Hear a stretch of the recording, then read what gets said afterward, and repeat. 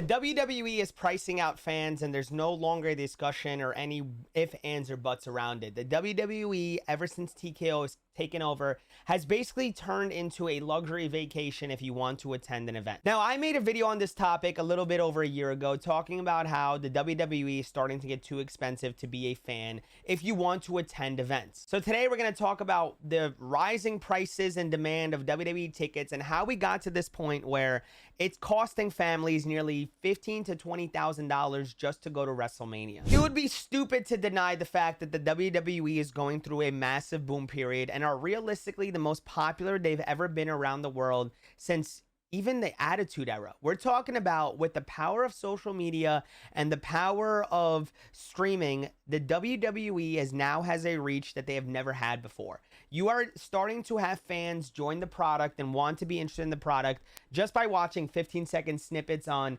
Instagram, TikTok, YouTube Shorts, to watching full-on episodes and old episodes on the streaming services of Peacock or Netflix. Now, when it comes to lining the pockets of TKO, the company that now owns the WWE and UFC, this is great. But when it comes to the pockets of us average fans, it's starting to get to the point where it's really becoming impossible to enjoy the product if you want to attend these events. And it's not just inflation, because that has been the big talking point that people have started saying, well, it's just inflation. I'm going to give you an example. In 2010, Monday Night Raw, the average ticket to get in for decent seats was about $25 to $50.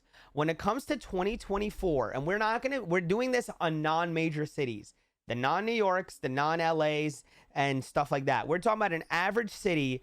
The average ticket price is about $100 for comparable seats to what it was in 2010. That is a nearly 4x on the pricing. Now, when it comes to the lower bowl, it used to be about $75 to maximum $100 just so you can get into the lower bowl seats. In 2024, it was nearly $500 to get into the lower sections of the lower bowl. That's not including the fact that the floor seats and the floor experiences are absolutely unaffordable unless you are a rich person, which I understand. The experience that you get with those are pretty extravagant. If you get on location, you get to go to a party beforehand, you get to do meet and greets, you get to basically talk to the wrestlers, you're up close and personal. I understand that type of experience. That is a luxury experience.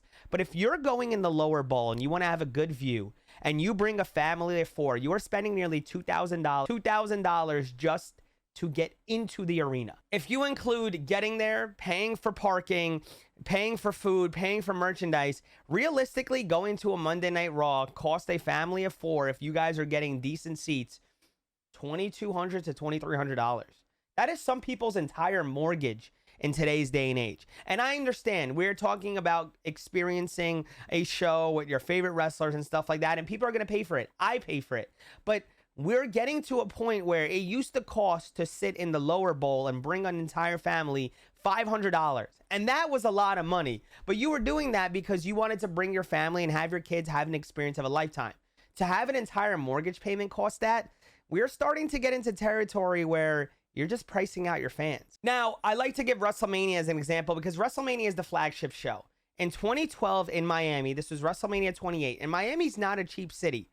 WrestleMania 40 was in Philadelphia. The cheapest seats were nosebleed seats, were about $300 to $400 if you got them straight off Ticketmaster when WWE dropped the tickets. The good seats in the lower bowl were about $800 to $1,500. This is WrestleMania 40. Ringside front row packages started at $7,500 to $10,000, and that doesn't include being on the camera side, which was upwards of $20,000. In Miami and WrestleMania 28, your cheapest tickets were $35 to $50 just to get in. A good seat was $150 to $250, and front row packages started at $1,000.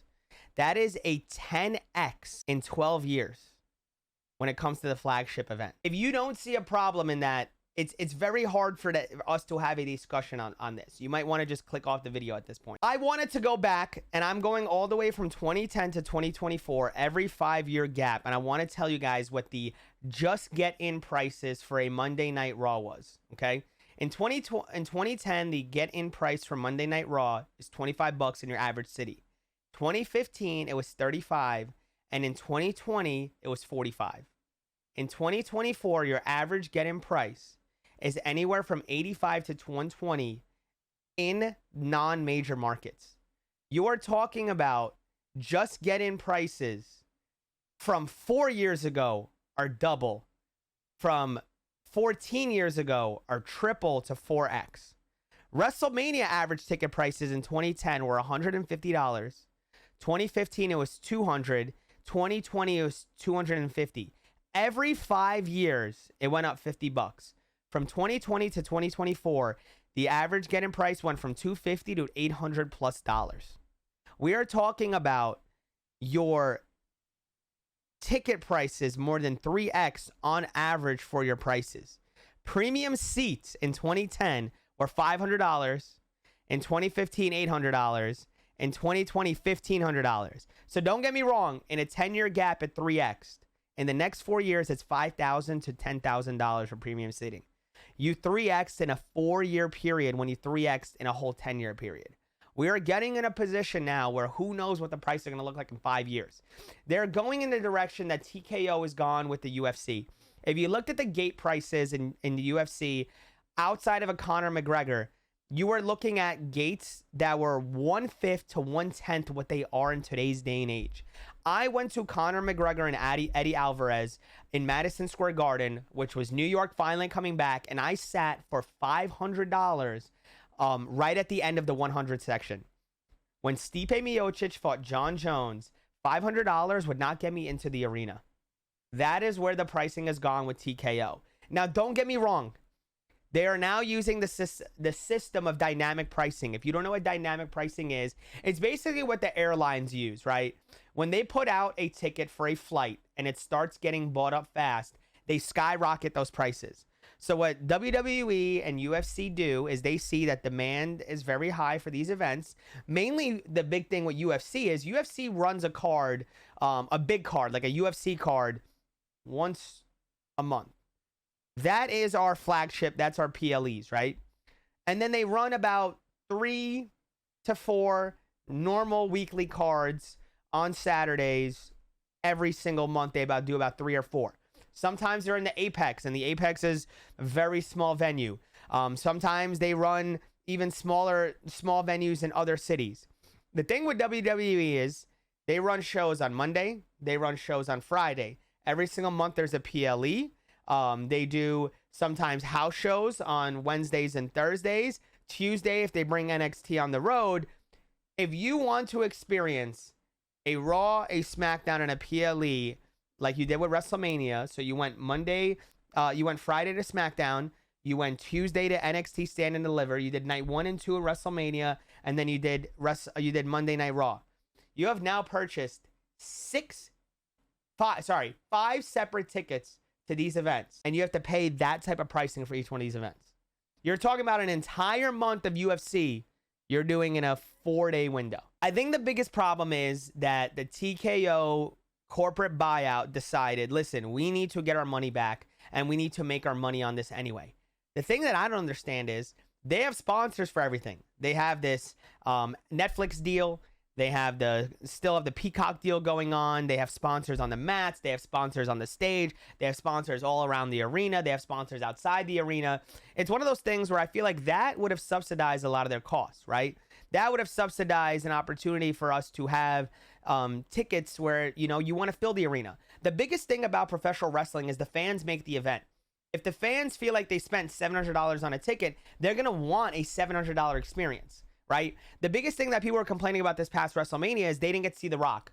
Stone Cold came out for 5 seconds just to announce the attendance and stuff like that. If you wanted to go, you had to go pay for the roast of WrestleMania. This year, you had to pay for the Hall of Fame compared to last year. As long as you had a SmackDown ticket, you went to the Hall of Fame. You had to pay for all these different things around Monday Night Raw, around SmackDown, around WrestleMania that you had to pay just to get there. WWE World cost $350 just to get in for the whole 5 days, but then you're also paying $300 to meet Stone Cold, $200 to meet The Undertaker, $200 to meet Charlotte Flair. We're getting to a point where being a wrestling fan literally costs you a whole entire car every single year if you really want to attend these major events. Now, I understand charging these type of prices when it comes to Europe, right? It's a supply and demand situation when it comes to Europe because getting shows in Europe was not common in the past 20 plus years. Nowadays, they do a Europe tour every single year, and it is very expensive even over there to get there. I talked to some friends that spent over €1,000 on some of their seats,